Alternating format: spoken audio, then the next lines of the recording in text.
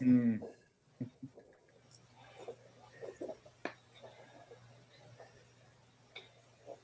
Oh, you need to let us in. Oh, this is YouTube.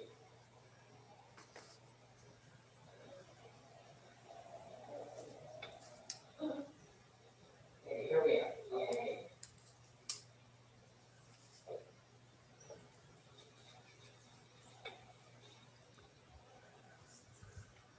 Okay, there you go. Now I'm gonna go to my computer. I'll be back. Thank you. You're welcome. One down, one to go. Oh, you made it, yay. Hi.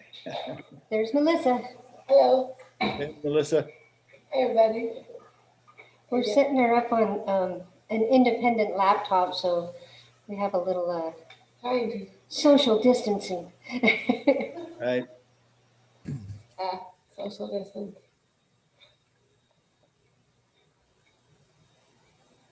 I'll be so glad when this social distance stuff is over. Yep. Big time. But by the way, my name is Melissa, not Carol.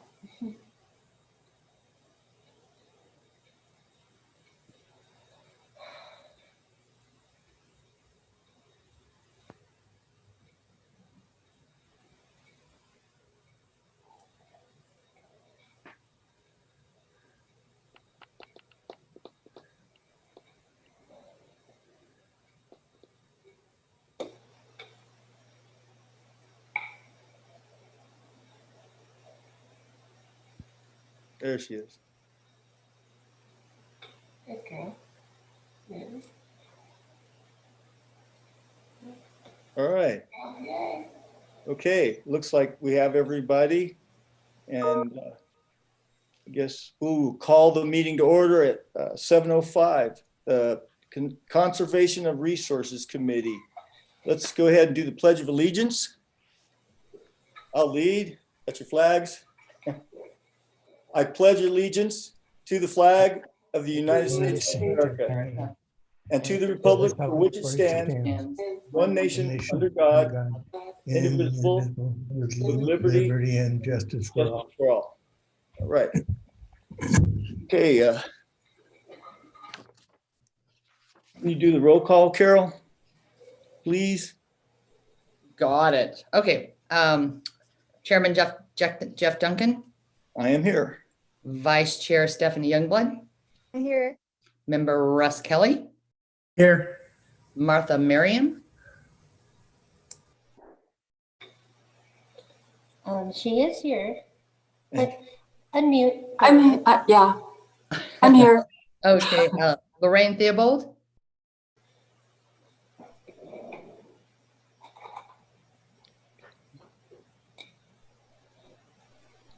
Jesse Lunsford, Here.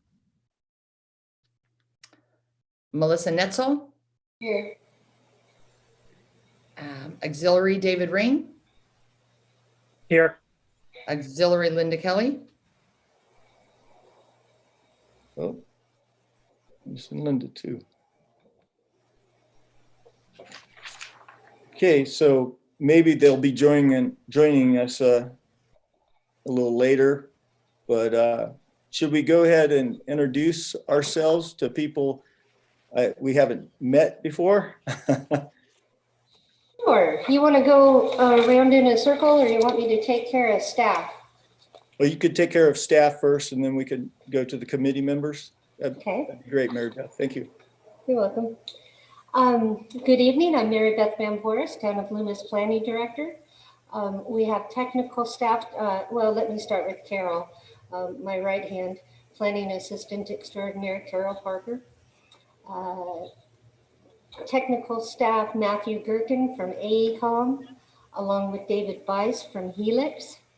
Suzanne McFerrin is with AECOM, and Jeff Duncan, our current mayor of the town of Loomis and also the chair of this committee, and Stephanie Youngblood, our newest planning commission member. She just got sworn in last night, so she's serving as vice chair on this committee.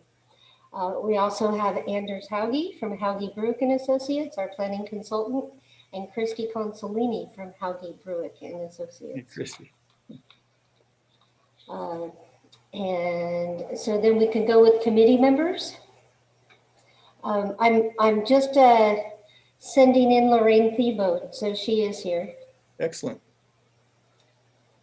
And if any committee members would like to introduce themselves and say hi and anything, go right ahead.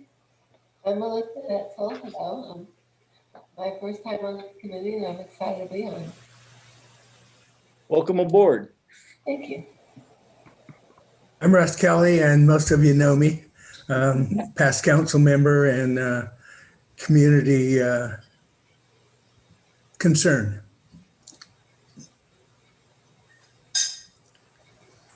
Hi, I'm Martha Merriam. I'm on the committee. I live in Southeast Loomis and happy to be here. Thank you, David Mary. Ring, hopefully future council member. And I've just a concerned citizen for now. All right, David. Hello, my name is Lorraine Thiebaud. I'm a retired registered nurse. I've lived in Loomis for about 12 years. My kids went to school here, and I'm happy to be on this committee. Thank you. Jesse Lunsford. I'm on the corner of Taylor and King, retired and resident of about 20 years. All right. Thank you. Okay. All right. So at this point, if I'm not mistaken, this is a comment time for committee members for items not on the agenda. Does anyone have any comments that they'd like to make? I do if you have time. What do you mean, David? If we have time? If you allow it, I guess. Oh, well, you know. Is it possible to get a list of the meeting times, the future meeting times for all of the different committees up on the web in a nice, simple location so that I don't have to click on 18 different links to see when the next meeting is? Yeah, I can post the link in the chat box. It is up on our website. It's under Planning Department, Okay. General Plan Update Committee Meetings, committee calendar March through December. Okay. And that'll take you month by month. But all the meetings are recurring. So it's like the third Thursday of the month at whatever time. They're all under that same format. Okay. Can you can put that in the chat for me, please? Yes, Okay, thank you. you're welcome. I have a question. And the other thing you could look at too is the committee roster. Each committee in their heading shows that they meet on the third Wednesday of each month at 3 o'clock, and then it lists out the committee members. So. Okay. All right. Thanks, David. I hear someone else wants to make a comment. Can I go first? Yes, go ahead, Melissa. My mother wants to know what is to be done? Does it take care of things? Is it testing? And so how does it go through? I didn't understand any of that. I'm sorry. I'm sorry, I said, I was wondering, how does this community make a difference? Do you go through the political, or do you have group things, or groups to take care of things, or what? The way the committee will make a difference is by reviewing documents and providing comments and recommendations to staff on areas that could be improved or you don't feel they're necessary or should be altered. This particular, all of our element updates are really from a 10,000-foot kind of view, looking down on whether it's land use or whatever the topic is. So it's just a matter of paying attention and bringing things to us in a comment form. We have the comment form sheet So as you're reviewing the settings sections on our website, you'll see that each page has numbers on the left margin. So 1 through, let's say 30 for each line number. And let's say you just find a typographical error on line 7, just point us to that so we know it needs to be corrected. It could be just that simple. If there's something that's more of a policy marker or something like that, and you feel the policy or the implementation program or it doesn't really apply, then you'll tell us that. Okay, thank you. You're welcome. Great. Thanks, Melissa. Is there any other questions or comments? Yes, sir. Jesse Lunsford, you're next. A couple of years ago, we talked about the general plan. I believe we talked about the vacant land located by Loomis, BETH, the landlocked land. I'm not seeing a committee for that. Yeah. You're the- That would be under land use, and it's in, I mean, it wasn't called out as a specific section, but it's going to end up being north. Well, it would be part of the downtown Taylor Road area plan. Great, thank you. And Christy, correct me if I'm wrong on that. I think you are correct on that. And Yeah, any that's case, it will fall under the land use committee. Committee. The General Land Use Committee? Yes. Yes. Okay. Not a specific area Right. overall. Okay, very good. Thanks, Thank you, Jesse. Any other comments or questions from the committee? Not that I see, sir. Okay, seeing none, so we'll go to public comment for items not on the agenda. I have 2 members of the public in attendance, and if you raise your hand, I will let you speak.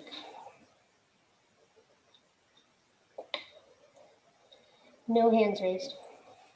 Okay, seeing no public comment, we'll need a motion for the adoption of the agenda. The agenda looks like introduction and available documents, element overview and setting review, approach to the general plan update, discussing the schedule, and have discussion regarding that. So can I get a motion? Motion to. Okay, you go ahead, Russ. That's okay. I'll second. Okay. Okay. So we have a motion and a second. Did you get that, Carol? It was Stephanie. Okay, thank you. So we'll have a roll call vote.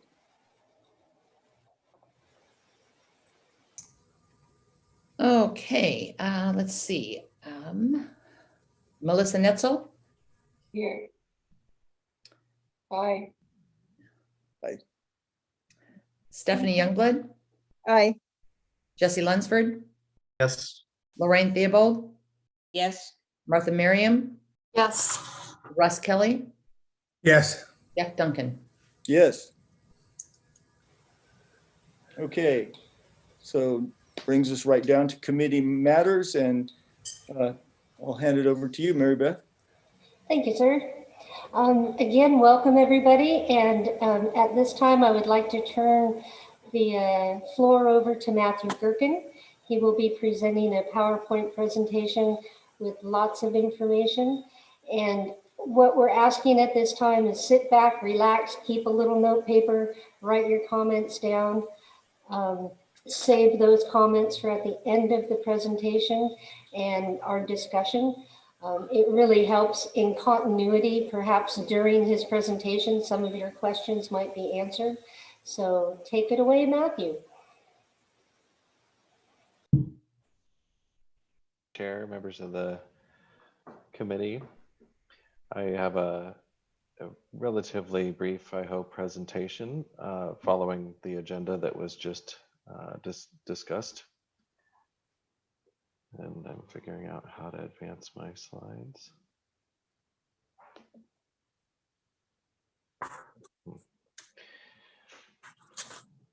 Okay, we already did our introductions. Excellent. So I'm Matthew Gherkin with AECOM, and I'm assisting the town on this general plan update with specialization in a few of the technical topics. But I've also led many general plan updates, including a lot of smaller communities. And I myself come from a community of about 5,000 people. So sharing some characteristics with Loomis, and this whole process is making my heart warm.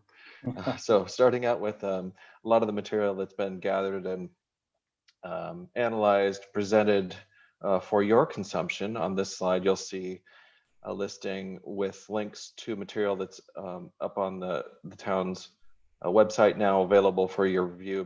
Mary Beth mentioned the general plan update email inbox. So we want you to be reviewing these documents, letting us know if you have suggestions for additional material or material corrections that we ought to be making.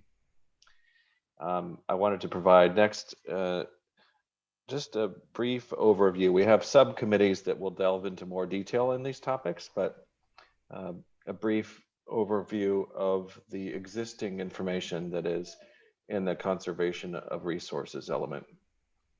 It's a fairly broad set of topics.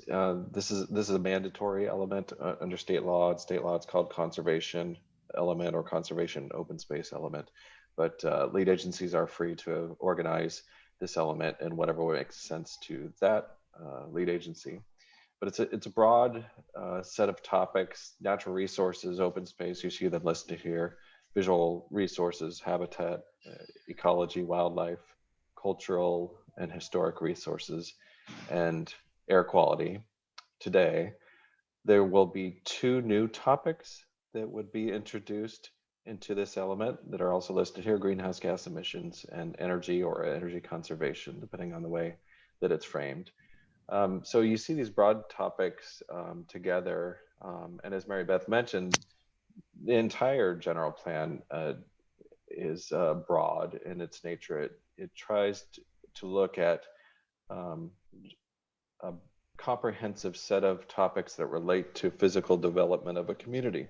A lot of them are laid out on this slide, but it looks out way into the future, and it looks at the 10,000 foot level. And that's important for a number of reasons. One of them is, I just thought I'd highlight, looking at this breadth of topics, one reason why it's important to look comprehensively and generally, or 10,000 foot level, is you can better identify the way different topics relate to each other. And that's important because then you can find a policy approach in one area that has some synergy with a policy approach in another area. So you might say, if we have policies that promote reuse of existing buildings or existing properties, then it's less expensive to extend infrastructure. Then it helps to preserve open space in properties that are undeveloped today. It helps avoid soil erosions. It might be addressed in the public health and safety element, for examples. But there are so many of those kind of synergies to look at and to look for in updating a general plan when you're dealing with these sorts of broad topics. The existing goals in the conservation of resources element you see listed out on this slide. Goals about protecting wildlife and habitat, protecting riparian areas along the creeks, groundwater and air quality, open space areas, especially oak woodlands, to preserve historic resources, and to encourage cultural facilities and events in the town. That's what the existing element has today. So we'll be thinking about, are those goals sufficient? Are there areas that are missing today? Are there gaps to fill? Are there areas that are redundant or no longer necessary? But we'll also be thinking about, importantly, state law changes that affect the elements. The legislature has been very active, especially in the last few years, as it relates to state law that creates mandates for local communities on general plans for safety related items, wildfire related items, housing, a number of different topics. For conservation of resources, we wanted to just highlight the ones that are on the screen here. there have been changes in state law related to greenhouse gas emissions. This is not something that affects local governments, so much. The state law changes on greenhouse gas emissions are more for the state government itself, but it does create some indirect issues to deal with at the local level. State law on groundwater sustainability and planning for groundwater sustainability. This is not as relevant for Loomis because it's not in a groundwater basin that's identified by the Department of Water Resources in this particular state law. Tribal consultation is an area of state law where there's new state law requiring additional consultation at certain points in the process. For example, a general plan update. For example, any kind of project that requires CEQA review, California Environmental Quality Act. State law about energy efficiency. Again, this is kind of an indirect relationship for the town, but state law requiring energy efficiency improvements within the building, the state building code. Air quality requirements have come along, both from the state and federal governments, that have the effect of cleaning up vehicles, diesel vehicles over time especially, as well as locomotive engines, which is relevant for the town. And then finally, changes on state wetland definitions and procedures for regulating discharge of pollutants. And on that note, I'll just remind everybody that if there are questions about those sorts of issues, wetlands, biological habitat resources, we have an excellent expert on the line here tonight to help, David Bice from Helix.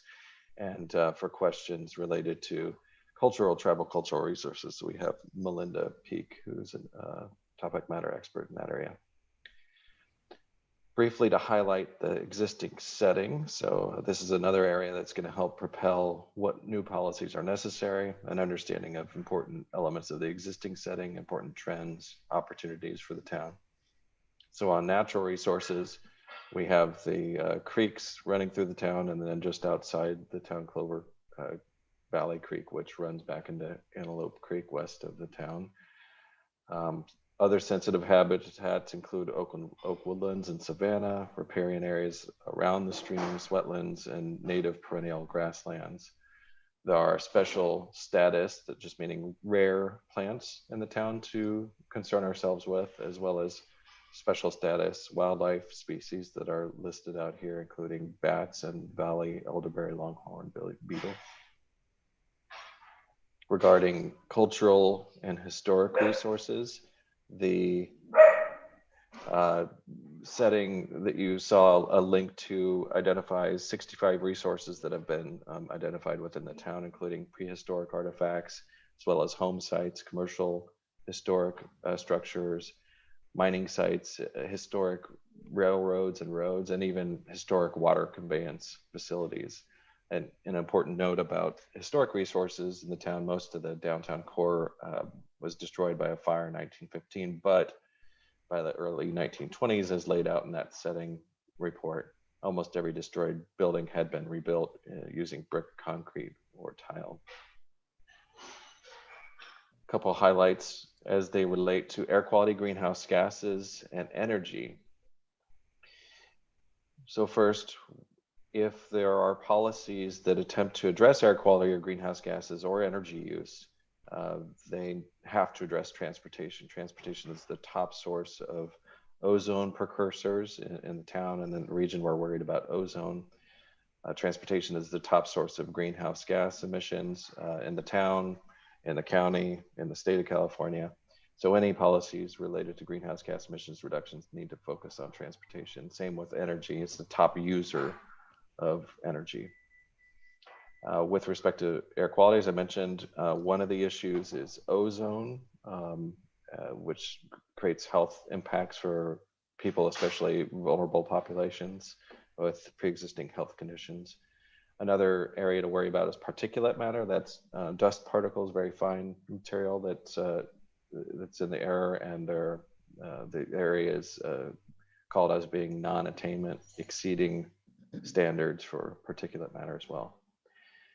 And then we have also toxic air contaminants, both permitted and non-permitted, permitted sources of toxic air pollutant emissions, include gas stations, diesel backup generators, dry cleaning facilities, things of that nature. But they're also unpermitted, meaning you don't need a permit to drive your diesel truck along I-80. I-80 is an unpermitted source of toxic air contaminants. And then finally, climate is changing due to greenhouse gas emissions concentrations. And in Loomis, that has a few outcomes, a few impacts to think about. Extreme temperatures, mega droughts, flooding, and different precipitation patterns, large wildfires that may not directly affect structures in the town, but will affect air quality more and more looking forward. And then finally, water and energy availability. So Mary Beth offered an entree into this topic. The approach that we're taking for this general plan update is to have a collective review of the existing goals, policies, and implementation measures. I went over some of the existing goals and the conservation of resources element. And then think about which ones are really working and should be kept as is, which ones are not relevant any longer, modify those that might need a minor update, looking at important elements of the setting or trends or opportunities for the town, what new policies or revised policies should be written to respond to those trends or opportunities. And then kind of in a bookkeeping way, what policies or goals or implementation measures should be moved to a different element where they're better addressed. Another component of this general plan update is an organizational one, that is to create some symmetry between goals, policies, and implementation measures, so that there's each goal will have at least one objective, one policy, and then one implementation measure to make it happen.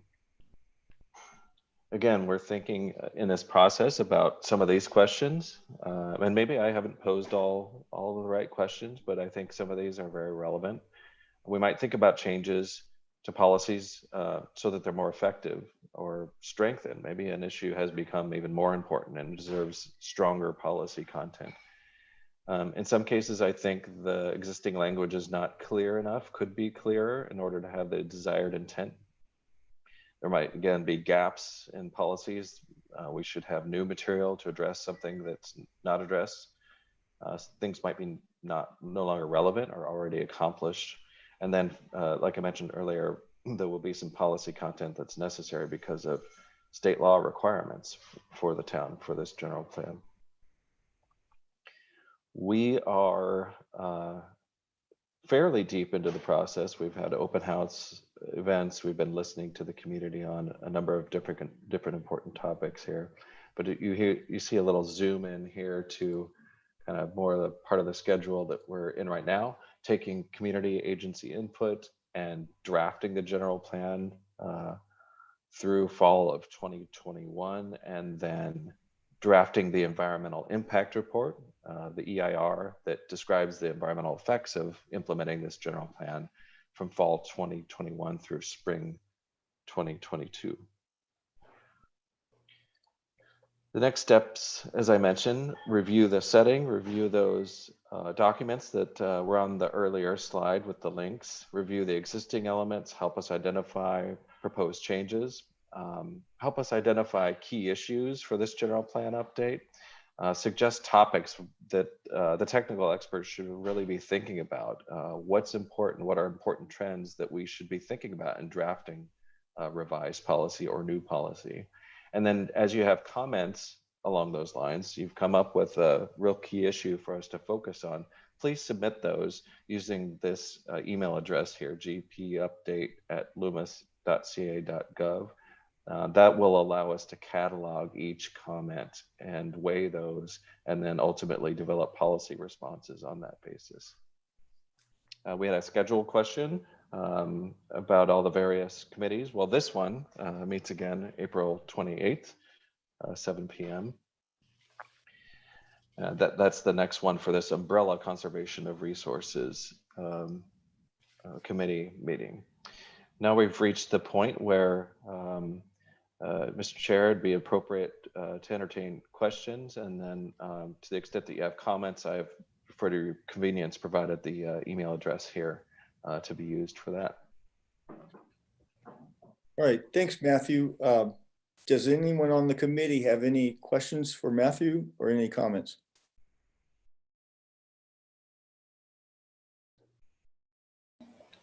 All right, seeing none. No. Oh, you see. Um, Not in a hurry. Lorraine, I think you had your hand up. Thank you, Mary. I had a couple questions. I thought that was an excellent presentation. You talked about historical resources. Is there a map that is viewable, or is that in the documents we have to look at? And then you also mentioned special status wildlife, which I was unaware of. I don't know if there's something we could look at before the next meeting.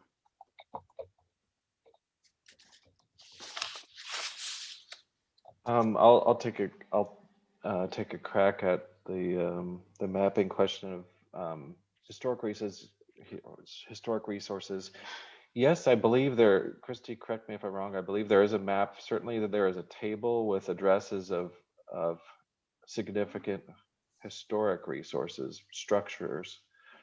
I believe not for archaeological or prehistoric resources, because that it's dangerous to publish maps of that nature, since those resources might be subject to damage. And I think what I've said is factually correct, but That's correct. okay. Yeah, we don't want to show where people might start digging on and trying to find artifacts that they would want to sell or do things of that nature. So that's why that's usually protected information.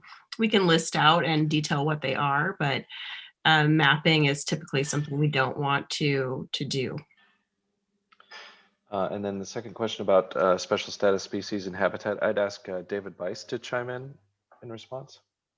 Yeah, and I guess similar to cultural resources, there's not necessarily a map of locations for special status plants or wildlife within the town limits.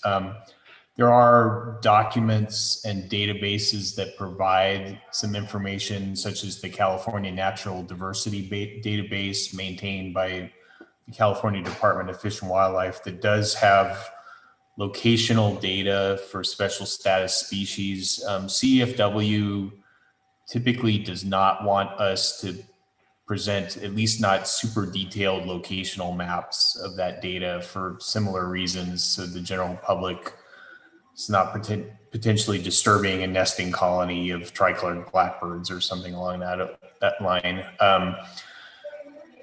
There is, in the settings section, a table that discusses, the species in question that could potentially occur within town limits and the habitat types that those species are typically associated with. So in that way, there's some ways to sort of whittle down where you'd be likely to find some of those species, even if you don't have specific database occurrences associated with them. Thank you. The only other question I had wasn't clear about Melinda Peak and what expertise she would offer us. Okay. Melinda is a cultural and historical resources expert. She's done work all around the state. She has extensive experience here in Loomis, and just many, many years of experience. So she's fully capable of providing the details that we need. So you can turn it up a little. Thank you. I have a question. You commented on energy efficiency new in buildings. Is that new or old buildings, or both? Great question. So when I brought up energy efficiency in buildings, I was talking about the state law requirements that are part of the building code that apply to new buildings. Okay. However, you know, a lot of communities in a general plan update or other policy update setting are also thinking about ways to incentivize, finance, energy efficiency improvements to existing structures. So that's fully within possibly germane to this general plan update. We could be thinking about energy efficiency in both new and existing structures. Okay, thank you. David Ring? My question is more general to the whole general plan. I was looking at the energy resources section, and there were a couple of so I was trying to find sources, and the sources weren't really labeled very well. And then in doing so, I found a couple of places where whoever had written it had taken sections of text straight from a different source, and it wasn't really sourced, and it wasn't quoted, or it wasn't. And I was wondering, is that a general policy that doesn't have to be done for general plans, or is that something that we really should be doing because it helps people like me who care about the numbers and try to look those things up? Because I spent a good hour and a half just trying to find sources that were listed. I mean, they were listed as sources, and I still couldn't find them. Oh, yes. I think that is important. I think it, you know, I think it is an important crossing our T's, dotting our I's part of this overall process. So yes, if you have comments about citations, something is begging for a citation. I mean, I do that when I review also and prepare materials. If there's a factual statement made, then I'll always ask, where's the citation? And then, you know, we do go through the process of making sure that we save all of them, and ultimately that the town has a drive or a thumb drive or some kind of record of each document that is cited as a factual background for the settings section. So that, you know, that kind of comment would be very helpful. Thank you. So I should still be noting those things, or is that something that's forthcoming in the updates of the general plan, or is that like, do I have to worry about those, or should I note them when I see them? You can note them when you see them. That would be very helpful. And then that will also be a part of our charge as we produce the general plan, as we produce the environmental impact report. We are going to be doing that as well automatically. But if we miss something that causes a burning question for you, then yeah, let us know, and we'll run down the citation. Some of them are a little bit hard to find on your own, and some of them are literally a physical book that's sitting on a few of our shelves. Okay, thank you.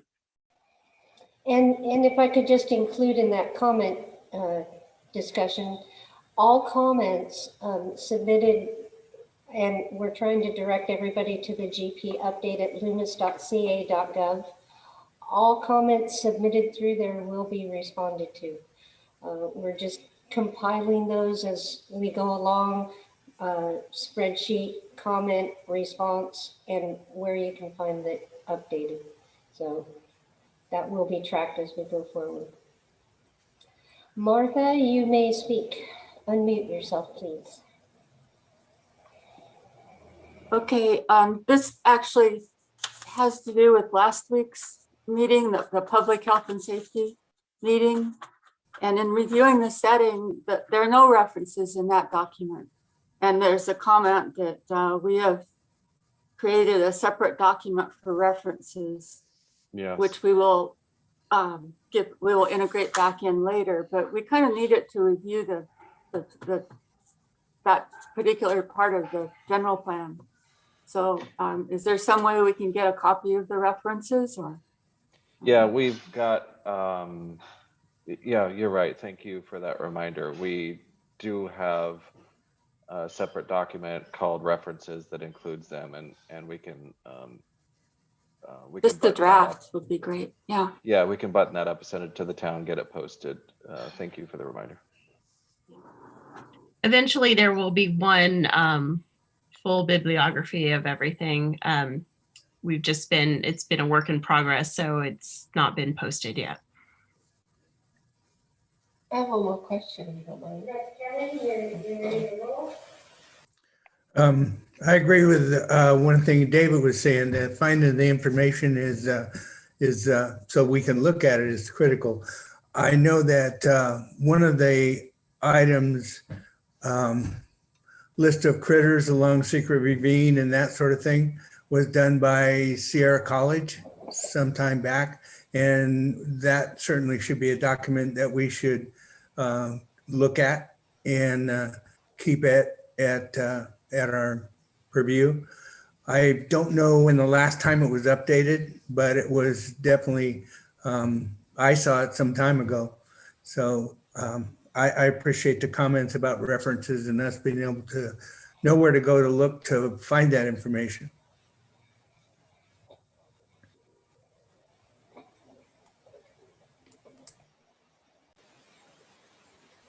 Okay, thanks, Russ. Are there any other comments?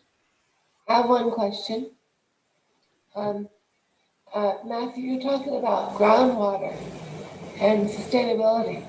What do you mean by groundwater? What does that term mean?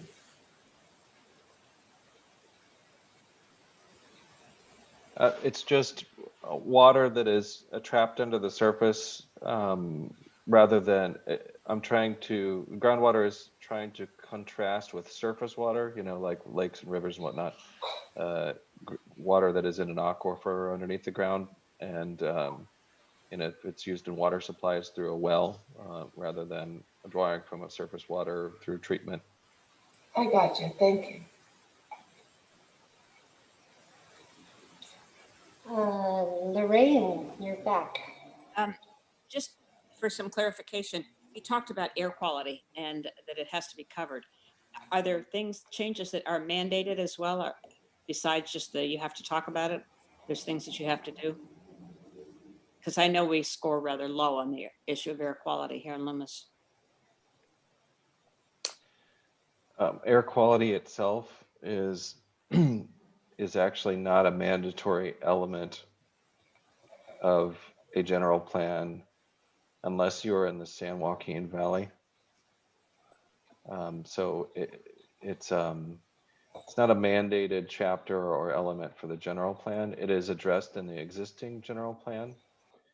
And it is, the pollutants that I mentioned, ozone precursors and particulate emissions, are also the subject of something called attainment planning, which is regional planning that's looking to reduce concentrations of those pollutants to acceptable levels. But air quality itself is in the existing general plan, but it's not per se mandated by state law for the general plan, except San Joaquin Valley. However, it is a topic that we must address as we look at the environmental impact report that calls out environmental effects of implementing this general plan.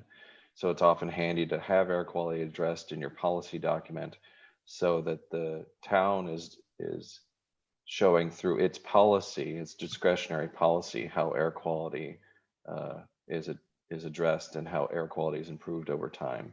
And then the environmental impact report can talk about the benefits of those policies.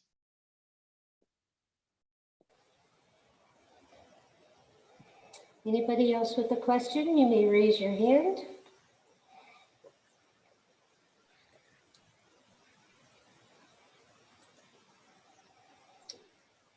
You guys are being quiet.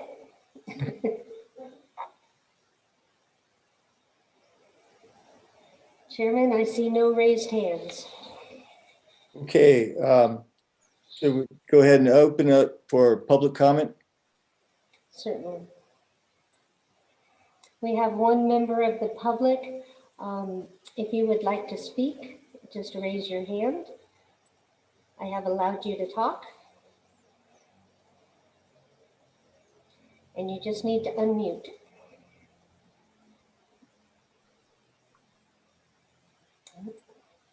Even the outside world is being quiet.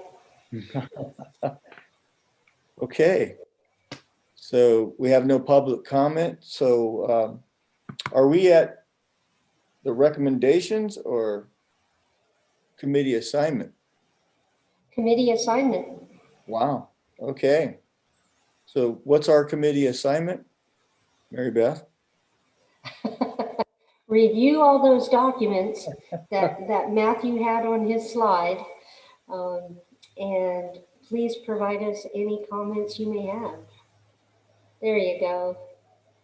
So all of those documents can be found on our